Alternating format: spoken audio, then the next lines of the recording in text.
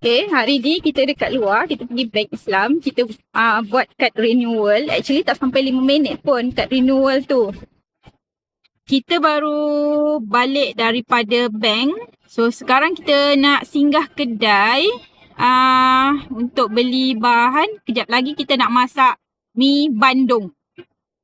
Plannya tadi nak masak mi Bandung. Tapi bila balik rumah baru perasan, oh dah masak nasi, oh dah keluarkan ikan. So jadilah ikan sweet sour, sup cendawan dan fishball. Hari ni kita nak cerita pasal apa? By the way, sambil-sambil tu saya breakfast. Saya breakfast sandwich, nampak meriah kan? Sandwich, telur, sausage, ada tuna pedas. Okay.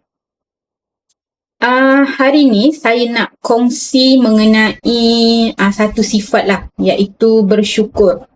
Bersyukur ni kita senang cakap dekat mulut, tapi kita susah sebenarnya nak buat.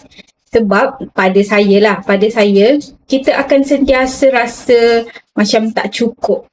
Kita rasa macam nak lagi, kenapa aku tak boleh dapat lagi best ke? Contoh dia macam tu lah. So, saya nak kongsikan hari ini supaya kita ni jadi insan yang sentiasa bersyukur, tak kisahlah dengan kelebihan atau kekurangan yang kita ada. Ini nasihat kepada saya jugalah.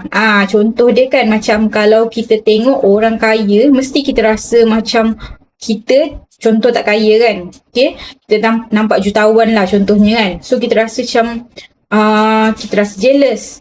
Kita lah. Lepas tu kita rasa rendah diri. So kita rasa kekurangan kita. Tapi kadang-kadang di sebalik kekurangan kita pun sebenarnya kita pun ada juga manfaatnya kepada orang lain. Contohnya mungkin benda tu kita tak nampak. Okay? Kalau contohnya orang kaya pula, dia dah ada kelebihan kan. So ada setengah-setengah, mungkinlah dia show off lah dan sebagainya. So nampak macam tak elok lah. So itu bila kita dah sampai satu level, tak kisahlah sama ada kita capai kita punya kelebihan ataupun kita dapat kita punya kekurangan tu, apa-apa pun kita kena sentiasa bersyukur sebab hidup kita sentiasa diuji. Okay. Kaya, kelebihan, miskin, kekurangan, dua-dua tu satu ujian yang kita kena tempuh. Okay. Cakap senang tapi susah nak terima.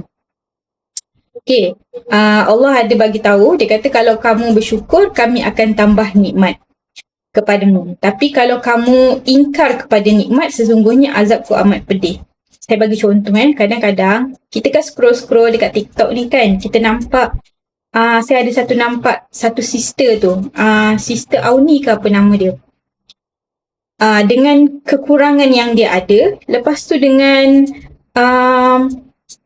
situasi yang dia hadapi, so pada kita itu macam tak best kan, tapi dia menjalani kehidupan dia dengan sangat bahagia.